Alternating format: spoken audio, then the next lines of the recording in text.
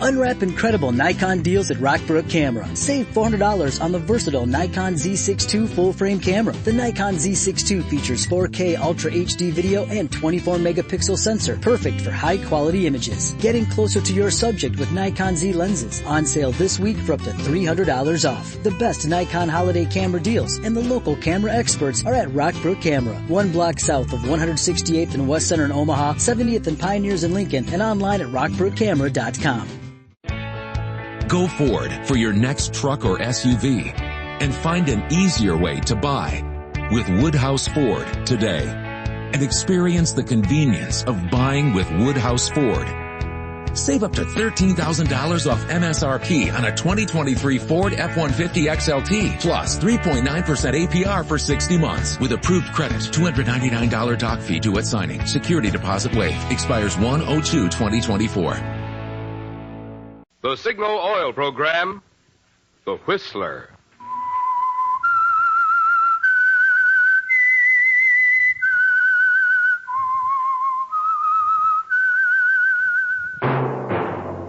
That whistle is your signal for the Signal Oil Program, The Whistler.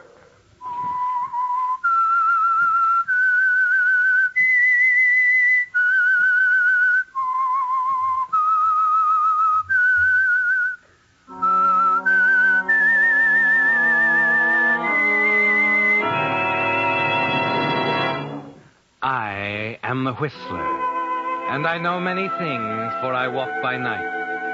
I know many strange tales hidden in the hearts of men and women who have stepped into the shadows. Yes, I know the nameless terrors of which they dare not speak.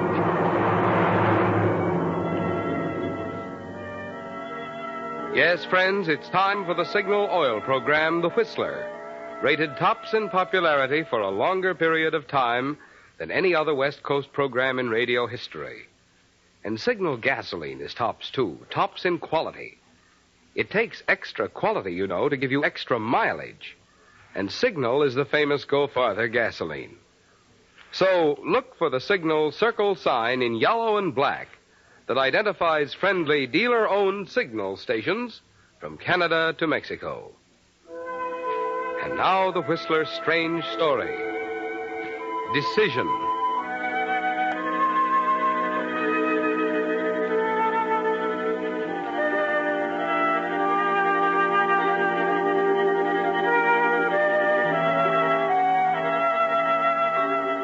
It would have been far more logical had it happened in the springtime.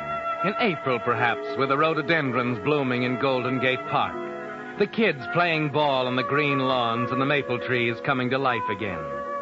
Yes, spring in San Francisco would have helped explain part of it. But the rest would always be beyond logic and common sense.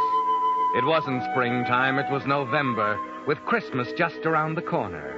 A cold, gray day with the steam sizzling in the radiators as he sat near the window of his office on the 20th floor of the Hamilton Building, looking at an uninspiring assortment of X-rays of Mrs. Harrison's chest cavity.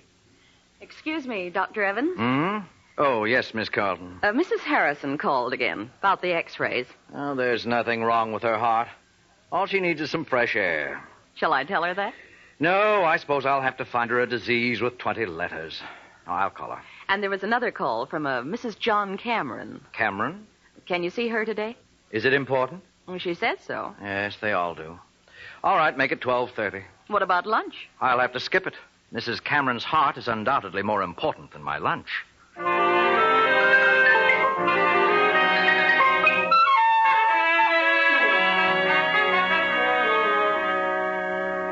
And you noted it down in the book simply, 12:30, Mrs. John Cameron. Later, when you had a chance to think, you decided if it hadn't happened so suddenly, it might not have happened at all. Perhaps that was part of it, Paul. The suddenness, the way it threw you off balance. But more than that, it was a black-haired girl with blue eyes standing by the window when you looked up from her X-rays a half hour later. You remember exactly how she looked. The turquoise dress with a gold belt and clip, the smart little felt hat accenting her dark hair, making you realize in a split second what was wrong with all the girls you ever knew. She must have come in while you sat at the film illuminator looking at negatives and making notes. Evident mitral insufficiency, minor valvular lesions. You're Dr. Evans? Oh, right. I'll be with you in a moment. Request detailed cardiograph immediately. There we are. I'll just get rid of this stuff. Please sit down. Now, what can I do for... Hello, Doctor. I'm Carol Cameron. Carol Cameron? The nurse said you were rather concerned about yourself. Oh, no, it's not about myself. It's about my husband. Oh, I see. John Cameron, perhaps you've heard of him? Stocks and bonds, isn't it? Yes, a few too many for his own good, I'm afraid. Oh? He's been under a terrible strain recently, and night before last he had a rather severe attack. His heart? Yes.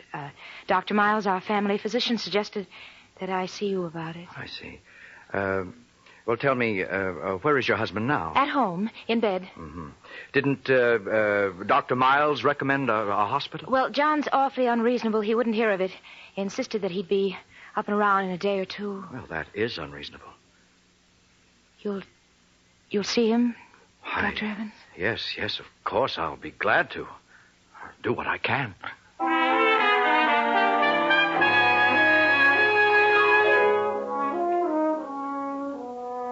Just like that, Paul. A minute or so and she's gone. You look up, you see her, and 30 seconds later, she could ask if you'd mind going to the North Pole for her, and you'd tell her you'd be glad to. All afternoon, you try to shrug it off. Tell yourself it's fantastic, that this is the sort of thing that keeps you away from second-rate movies. But that evening, when you call on John Cameron, it's still there. Lucinda Withers, the housekeeper, is waiting outside the door after you finish your examination. Oh, where is Mrs. Cameron, Lucinda? She went out for a moment, sir. Tell me, is it serious? Yes, I'm afraid it is. Oh, I knew it. I could see it coming on. He's like a son to me, Doctor. I've been with the family for 20 years now. Since way before she came. Oh, I see. He was never like this before. Oh, what do you mean by that? She's not good for him. She worries him, makes him nervous, keeps him thinking about the 15 years between them. Yes. Well, I'll have a prescription sent over in the morning. I better be going now. My taxi's waiting outside. You just keep him as quiet as you can, and I'll check him again tomorrow. Very well, Doctor.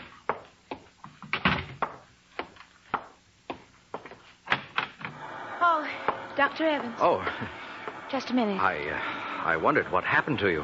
I was just about to go. I left instructions with the housekeeper. How is he? Angina pectoris. It's quite serious, I'm afraid. Oh.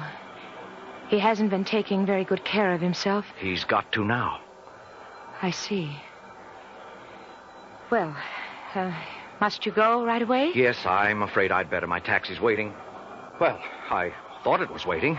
Doesn't seem to be there now. That's odd. I told him to wait. I didn't even pay him. I'd be glad to take you. Can't understand. The car's right down at the curb. Oh, no. I couldn't. It'll only take a minute to call another cab. No, it's really no trouble. All right. I'll get my coat.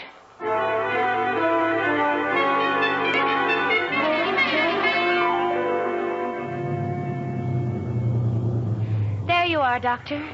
Right to the door. It was awfully nice of you, Mrs. Cameron. It's all right. Well, I guess the next thing to do is get out. Just a minute. I want to tell you I lied about the taxi. What? I told him to go. Why? Because I wanted to take you home. Why? I'm very flattered.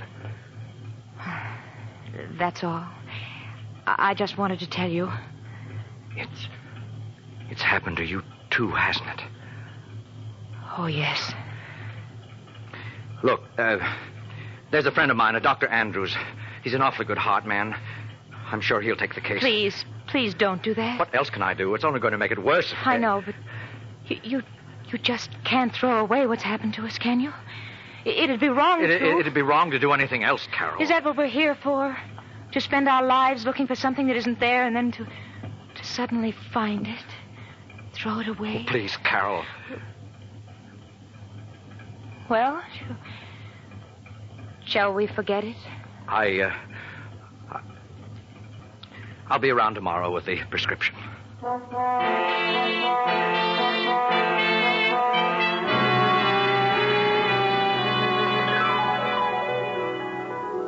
So that's how it started, Paul. Yes, it was easy to analyze it, to list a million reasons why it was wrong. But the trouble was that when you were all through analyzing, it was still there, stronger than ever. You visit John Cameron the next day and the day after that. And before you know it, the days have grown into weeks. And the damp November night you arrange to meet her secretly at a little French cafe on Washington Street leads to a lot more of them.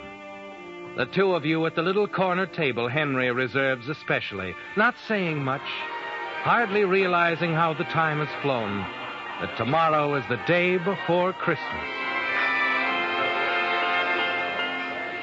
You know, that's one of my favorite Christmas hymns. Beautiful. Yes. Christmas, day after tomorrow. Uh-huh. It's hard to realize it. You happy, Carol? Happy and miserable. Well, did you expect anything else? No. I knew it was going to be this way, Paul.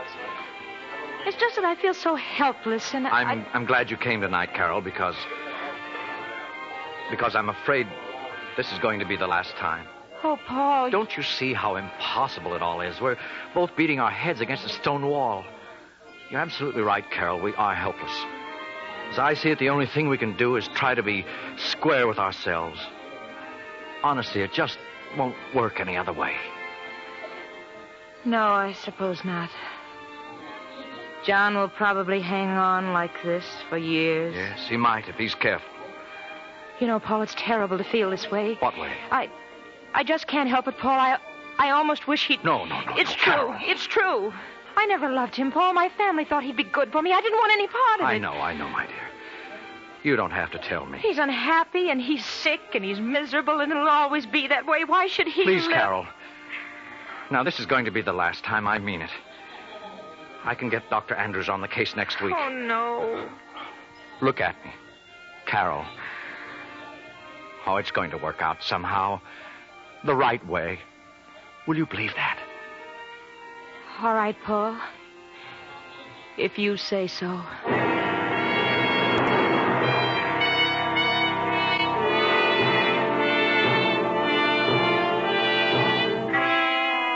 Yes, Paul, it was the only thing to do. The honorable thing. Approved 100% by the Medical Association. But it doesn't help you sleep that night. And it doesn't help the next day when you make your regular call on John Cameron. Examine him, find him the same, leave his prescription bottle with Carol and go. Yes, it had to end, Paul. Because you were both beginning to think the thing that Carol almost said at the restaurant. That you both wished John would die. And then at 10 o'clock that night...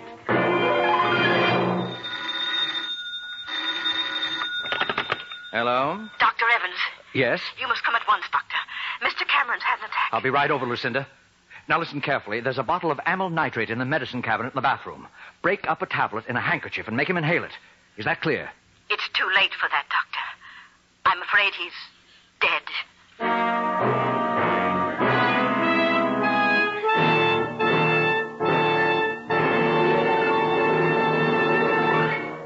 With the prologue of Decision, the Signal Oil Company is bringing you another strange story by The Whistler. Just remember these 2 points if you want to be sure of the tops in gasoline quality. 1, in gasoline, it takes extra quality to go farther. And 2, Signal is the famous Go Farther gasoline. And now back to The Whistler.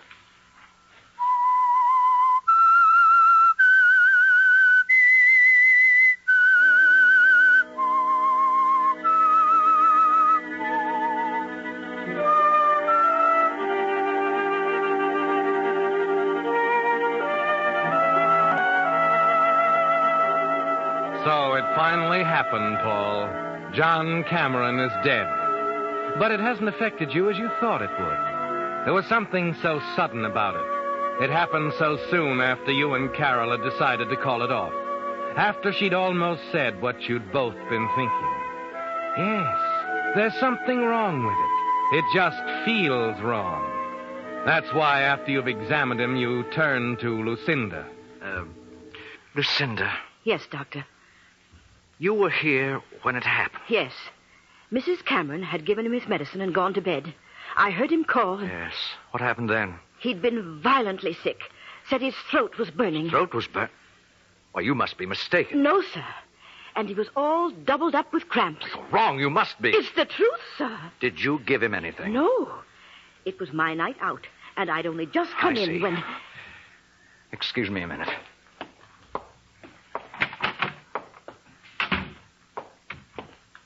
Well, Paul? Don't go in there. There's nothing you can do now. I know. Well, it's over. Oh, Carol. Don't say anything, Paul. I don't want to talk about it or think about it anymore, ever. We've got to think about it. I know. You don't have to tell me. He was all right this morning, just as well as could be expected. All right, Carol. What happens now? I won't say any more. But you know what's ahead, I guess. Of course. I'll be all right. It's just... You better go to bed. You need some rest. I'll take care of everything.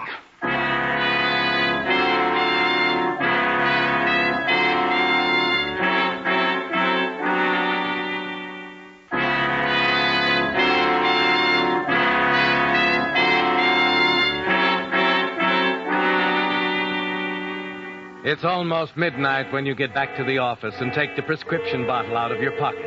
The one you took from Carol's medicine cabinet. You forget to take off your hat and overcoat as you throw a few pieces of laboratory equipment together. Dissolve the powder in water and make a test.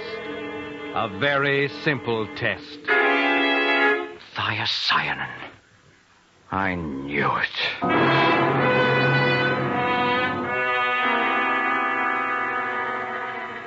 Poison. Well, Paul, it's quite a decision, isn't it? You look down at the blank death certificate on your desk until the letters burn into your brain and you can see them when you close your eyes. It's the most important decision you'll ever have to make, Paul.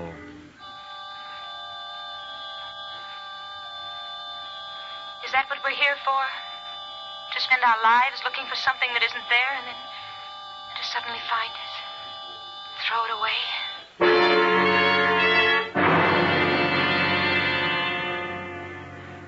2 o'clock.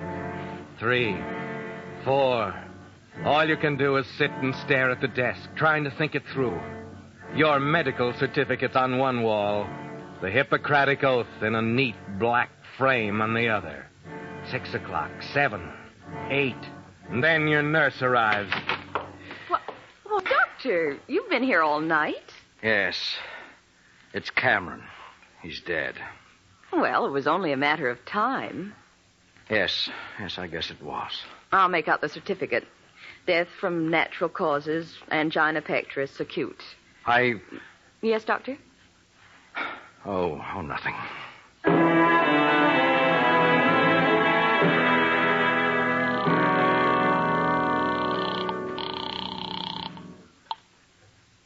Hello? Carol, Yes, Paul. I've just filled out the death certificate. Heart disease? Yes.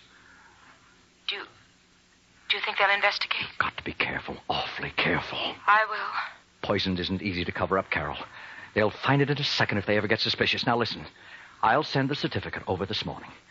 If nobody gets curious during the next week, I think we'll be safe. All right, Paul. But we mustn't be seen together under any circumstances. I don't want you even to telephone me if you can possibly help it. Okay? Okay. Well, that's all then.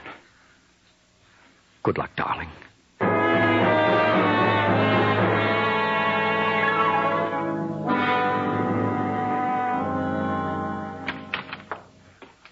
Hello, Evans. Well, hello, Miles. How are you? A little puzzled at the moment.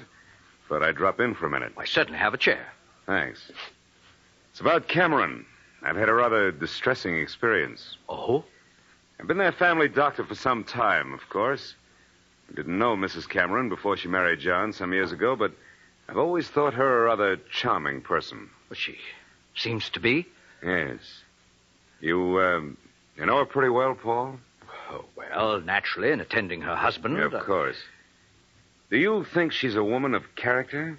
Yes, I'd say so. So would I. Miss Lucinda Withers, however, seems to think she's a murderess. Just what does that mean? I don't know. The woman was completely confusing. A lot of rambling, disconnected remarks that seemed to imply that you and Mrs. Cameron were in love. Well, as you said, Miss Withers seems to be confused. Yes. Well, I just think, Paul, that you ought to do something about Miss Withers. You know as well as I that this sort of thing can ruin you.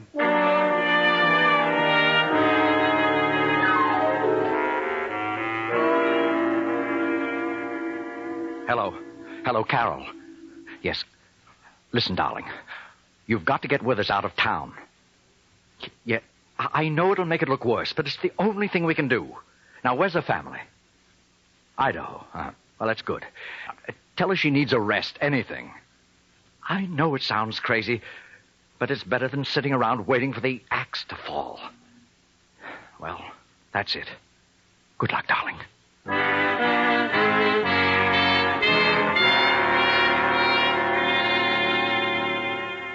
You're walking on thin ice, Paul. You can almost hear it cracking under your feet, and it seems to be getting thinner. The funeral on Thursday, then Friday, Saturday, and Lucinda's still in town. Carol was right. It only made it worse to try and get her to leave. You're just waiting now. It's only a matter of time. And then, bright and early Monday morning... Hello, Doctor. I'm Willard Stevens. How do you do? I'm afraid I'm John Cameron's cousin. Flew out from New York. I see. I have a rather delicate problem on my hands. I hope you'll understand. I'll try to. About John's death. I had a letter from him indicating he planned to make certain changes in his will. It arrived just a day or two before he died. Does that suggest anything to you? No, I'm afraid it doesn't. You naturally ascribed his death to his heart condition? Yes, naturally. I realize it would be embarrassing for me to contest your diagnosis. I'm hoping you'll work with me and... In what? I had a talk with Miss Withers the night I arrived. She's a meddlesome old fool. Oh? How did you know? Dr. Miles told me. Does that answer your question? It answers that question. I assume you have others. Indeed, I have. And I'm afraid, Doctor, there's only one way to answer them. What's that? An exhumation and an autopsy.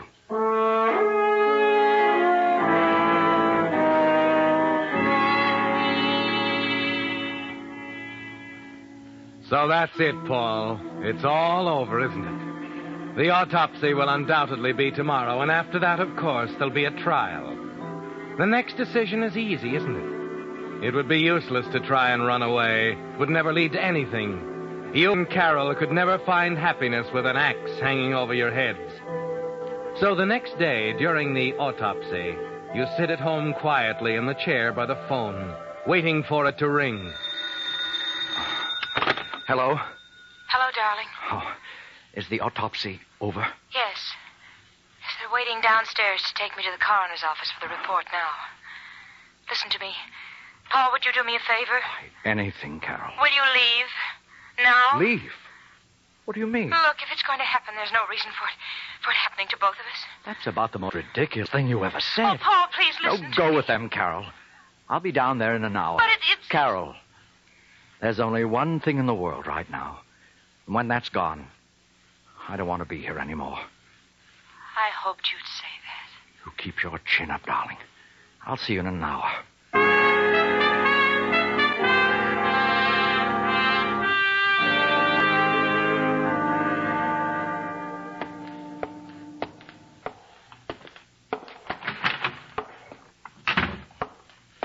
Yes?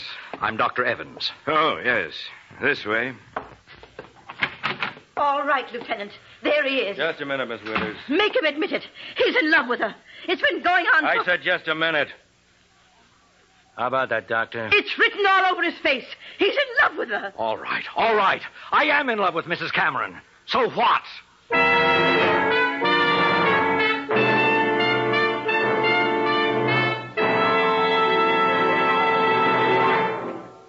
The Whistler will return in just a moment with a strange ending to tonight's story.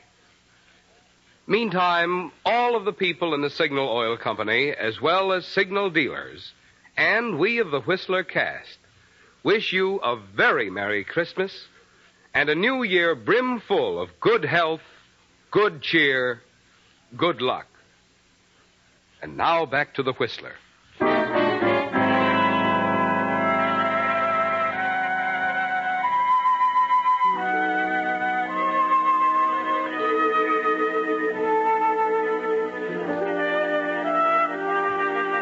So you stand there, Paul, shouting to the high heavens that you're in love with Carol, with all of them clustered around you like vultures. It doesn't seem to matter anymore, does it? In spite of your love for Carol, you know that sooner or later your sense of responsibility would have forced you to tell the whole story. There's a long silence, and then the police lieutenant slowly walks over to Lucinda Withers. All right, Miss Withers, now that we're all here, maybe you'll tell us why you tried to frame Mrs. Cameron. I don't know what you're talking about. On April 5th, you bought 100 grains of thiocyanate at the Black and White Pharmacy on O'Farrell Street, right? I did no such thing. You signed Evelyn Jones on the register. That's a lie. Is this the woman, Mr. Thorson? That's the woman. I make a practice of remembering the faces of people who buy poison. Excuse me. I think I'd like to sit down. Sure, Doctor. Take a chair over there. Now, Miss Withers, why did you try to frame Mrs. Cameron? Why did you put poison in the medicine you knew she had to give him? I didn't do it. Don't lie to me. Now, what did you do with the bottle? I didn't do anything with it. I left it in the... Oh, you did have the bottle, huh? Why did you try to frame Mrs. Cameron? Why did you try to frame her? She killed him. She killed him just as surely as if she... As if she put the poison in the bottle instead of you, that's it, isn't it? She didn't love him. She never did. He was as good as dead. So you thought you'd finish the job and hang it around her neck? Lieutenant, I must see Mrs. Cameron. Where is she? In the next room, lying down. Go ahead, Dr. Evans. Now, Miss Withers, we're going to take this all down right from the very... Carol, You're looking for Mrs. Cameron? Yes, the lieutenant said... You're Dr. Evans? Yes, I am. Well, Mrs. Cameron's gone, but she asked me to give you a message, and she said she was waiting for you at the French restaurant on Washington Street. She said you'd know the place. Oh, yes, thank you. I know the place.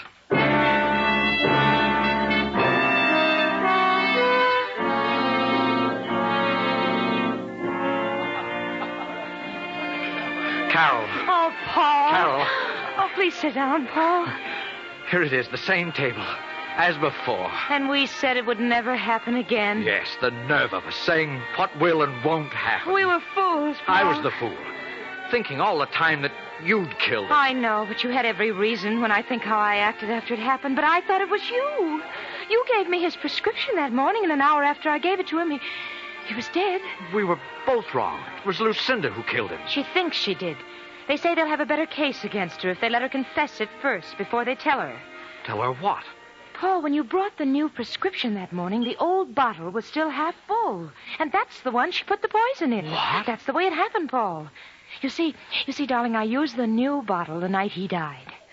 That's why I was so sure you did it. The prescription was perfectly all right. There was nothing... Of course it was. And I was so sure he was poisoned, those symptoms. Lucinda was lying, Paul, about the burning in his throat and the cramps. Don't you see? Then the autopsy was okay. There was no murder. No, there was no murder, Paul. You see, darling, your diagnosis was correct. John died of natural causes, just as you said on the certificate.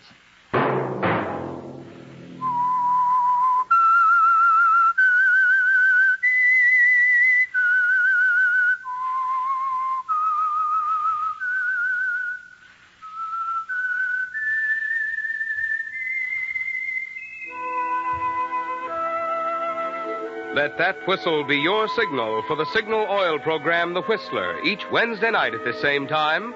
Brought to you by the Signal Oil Company, marketers of Signal gasoline and motor oil and fine quality automotive accessories. Signal has asked me to remind you, to get the most driving pleasure, drive at sensible speeds, be courteous, and obey traffic regulations. It may save a life, possibly your own.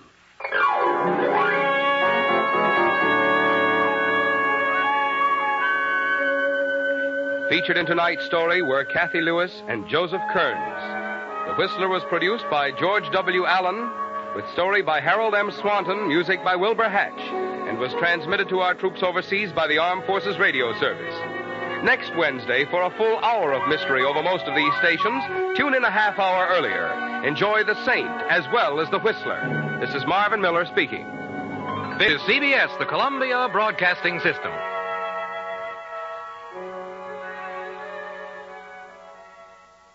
Hey guys, it is Ryan. I'm not sure if you know this about me, but I'm a bit of a fun fanatic when I can. I like to work, but I like fun too. It's a thing. And now the truth is out there. I can tell you about my favorite place to have fun. Chumba Casino. They have hundreds of social casino style games to choose from with new games released each week. You can play for free anytime, anywhere. And each day brings a new chance to collect daily bonuses. So join me in the fun. Sign up now at ChumbaCasino.com. No purchase necessary. VGW. Void where prohibited by law. See terms and conditions. 18+. Hello, it is Ryan, and we could all use an extra bright spot in our day, couldn't we? Just to make up for things like sitting in traffic, doing the dishes, counting your steps, you know, all the mundane stuff. That is why I'm such a big fan of Chumba Casino. Chumba Casino has all your favorite social casino-style games that you can play for free anytime, anywhere with daily bonuses. That should brighten your day a little.